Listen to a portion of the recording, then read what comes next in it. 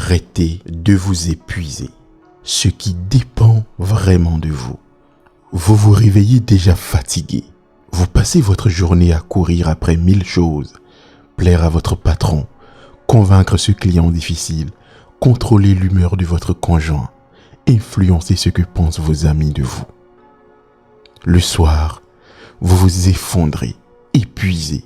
Mais de quoi exactement? Et si je vous disais que 80% de cette fatigue vient du fait que vous essayez de contrôler des choses que vous ne contrôlez absolument pas? Bienvenue dans Stoic Life. Aujourd'hui, vous allez découvrir la leçon la plus importante de toute la philosophie stoïcienne. Une leçon si puissante qu'elle peut transformer votre rapport au stress, à l'anxiété et à l'épuisement dès aujourd'hui. Vous saurez exactement sur quoi concentrer votre énergie pour arrêter de vous battre contre des moulins à vent. Alors, êtes-vous prêt à découvrir ce qui dépend vraiment de vous? Laissez-moi vous raconter l'histoire de Sarah, cadre dans une multinationale, mère de 2 enfants. Sarah se lève à 6 heures. Première préoccupation, la météo. S'il pleut, son fils va râler pour aller à l'école. Elle allume son téléphone. 15 nouveaux emails de travail. Son stress monte déjà. Dans sa voiture, embouteillage. Elle s'énerve, klaxonne, arrive en retard. Au bureau, elle découvre que le projet sur lequel elle a travaillé des semaines va peut-être être annulé à cause de la nouvelle stratégie du siège. Réunion à 10 heures. Son collègue prend tout le crédit de son idée. Elle n'ose rien dire, rage intérieurement. Déjeuner annulé. Son client l'a posé un lapin. Elle mange un sandwich devant ses emails. Le soir, elle rentre épuisée. Son mari lui fait une remarque sur le désordre de la maison. Elle explose. Dispute. Elle culpabilise. Au lit, elle repense à sa journée. Et si mon patron décide de me virer? Et si mon mari en a marre de moi? Et si mes enfants me reprochent plus tard d'avoir été une mauvaise mère? Sarah s'épuise à essayer de contrôler la météo, les embouteillages, les décisions de sa hiérarchie, les réactions de ses collègues, l'humeur de son mari, l'avenir de ses enfants.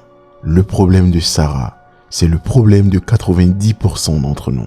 Nous dispersons notre énergie sur 1000 choses que nous ne contrôlons absolument pas, au lieu de la concentrer sur les choses que nous contrôlons vraiment. Mais il y a une solution vieille de 2000 ans, mais d'une modernité saisissante. Imaginez qu'Épithète soit en face de vous vraiment. Cet ancien esclave, devenu le plus grand sage de son époque, vous regarde dans les yeux et vous dit « Il y a des choses qui dépendent de nous et il y a des choses qui ne dépendent pas de nous. Dépendent de nous nos jugements, nos désirs, nos actions. Ne dépendent pas de nous notre corps, nos possessions, notre réputation, nos fonctions. » Cette distinction, mes amis, c'est la base de tout le stoïcisme. C'est le fondement de la sérénité. Épithète divise littéralement le monde en 2 cercles. Le cercle du contrôle, ce qui dépend de vous à 100%. Le cercle de l'influence, tout le reste. Reprenons l'histoire de Sarah avec cette grille de lecture. Ce qui ne dépendait pas d'elle, la météo du matin, les embouteillages, la décision du siège d'annuler le projet, le comportement de son collègue malhonnête, son client qui annule le déjeuner, l'humeur de son mari en rentrant, ce que ses enfants penseront d'elle dans 20 ans. Ce qui dépendait vraiment d'elle, sa réaction à la pluie, comment elle gère son retard, sa réponse à l'annulation du projet, sa décision de parler ou non à son collègue, son attitude face au client qui l'a posé un lapin, sa réaction aux remarques de son mari, les actions qu'elle pose aujourd'hui en tant que mère. Vous voyez la différence? Dans le premier cas, Sarah subit. Dans le second, Sarah agit. Marc Aurèle, l'empereur philosophe, avait compris ça mieux que personne. Imaginez, vous dirigez un empire de 60 millions d'habitants. Guerre, complot, épidémie, trahison. 1000 choses échappent à votre contrôle, même quand vous êtes l'homme le plus puissant de la planète. C'est pourquoi il écrivait dans son journal « Tu as le pouvoir sur ton esprit, pas sur les événements extérieurs. Réalise cela et tu trouveras la force. » Traduisez ça dans votre vie quotidienne. Vous ne pouvez pas contrôler si votre patron va vous féliciter ou vous critiquer aujourd'hui. mais vous pouvez contrôler la qualité de votre travail.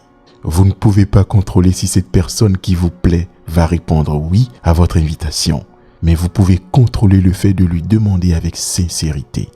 Vous ne pouvez pas contrôler les résultats de votre examen, mais vous pouvez contrôler votre préparation. Et voici ce qui est magique. Quand vous vous concentrez uniquement sur ce qui dépend de vous, 3 choses extraordinaires se produisent. Première transformation. L'anxiété disparaît. Avant de découvrir cette distinction, j'étais comme Sarah. Je m'angoissais pour 1000 choses. Un jour, j'ai postulé pour un job de rêve. Pendant des semaines, je n'avais pas dormi. Et s'il ne m'aimait pas? Et si un autre candidat est meilleur? Et s'il pense que je ne suis pas assez expérimenté? Puis, j'ai appliqué la règle d'Épictète. J'ai listé ce qui dépendait de moi, préparé mes réponses, soigné ma présentation, me renseigner sur l'entreprise, arriver à l'heure, être authentique. Le reste, leurs critères, leur budget, les autres candidats. J'ai lâché prise. Résultat, j'ai passé le meilleur entretien de ma vie. Détendu, naturel, confiant. Parce que je me concentrais sur ma performance, pas sur leurs décisions. Deuxième transformation. Votre énergie décuple. Imaginez que vous ayez 100 unités d'énergie par jour. Si vous les dispersez sur 50 choses, dont 40 ne dépendent pas de vous, il ne vous reste que 20 unités pour agir vraiment. Mais si vous concentrez ces 100 unités sur les 10 choses qui dépendent vraiment de vous, vous devenez imparable. Regardez Sénèque, l'un des hommes les plus occupés de Rome, conseiller de l'empereur, homme d'affaires, écrivain. Comment faisait-il? Il se concentrait uniquement sur ce qu'il pouvait contrôler dans chaque domaine. Au lieu de s'épuiser à plaire à Néron, il se concentrait sur la qualité de ses conseils. Au lieu de stresser sur les fluctuations du marché, il se concentrait sur ses décisions d'investissement. Au lieu de s'angoisser sur la réception de ses livres, il se concentrait sur la qualité de ses écrits. Troisième transformation, vous devenez libre. Voici le plus beau. Quand vous arrêtez d'essayer de contrôler les autres et les événements, vous découvrez une liberté extraordinaire. Plus besoin de l'approbation des autres pour être heureux. Plus besoin que tout se passe comme prévu pour être serein. Plus besoin de conditions extérieures parfaites pour être épanoui. Votre bonheur ne dépend plus que de vous. Votre sérénité ne dépend plus que de vous.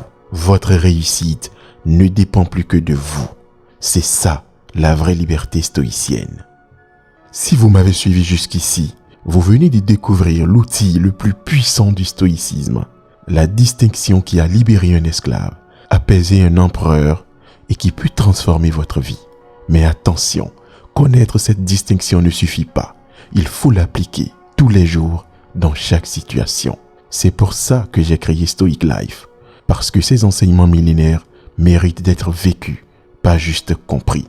Prochainement, nous verrons comment appliquer cette règle dans les moments les plus difficiles, comment accepter ce que vous ne pouvez pas changer, sans souffrir.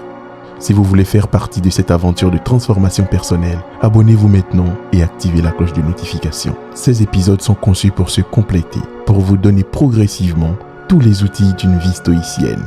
Et surtout, avant de vous quitter, laissez-moi vous laisser sur cette phrase d'Épictète qui résume tout. Ne demande pas que les choses arrivent comme tu le souhaites. Souhaite qu'elles arrivent comme elles arrivent et tu seras heureux. Cette phrase peut vous paraître difficile à accepter maintenant, mais quand vous aurez vraiment intégré la différence entre ce qui dépend de vous et ce qui n'en dépend pas, elle deviendra évidente. Plus que ça, elle deviendra libératrice. Alors, arrêtons de nous épuiser sur ce que nous ne contrôlons pas. Concentrons notre énergie sur ce que nous contrôlons vraiment. C'est le premier pas vers une vie stoïque. C'est le premier pas vers la liberté. À la prochaine dans Stoic Life. Et n'oubliez pas, vous avez le pouvoir sur votre esprit. Utilisez-le.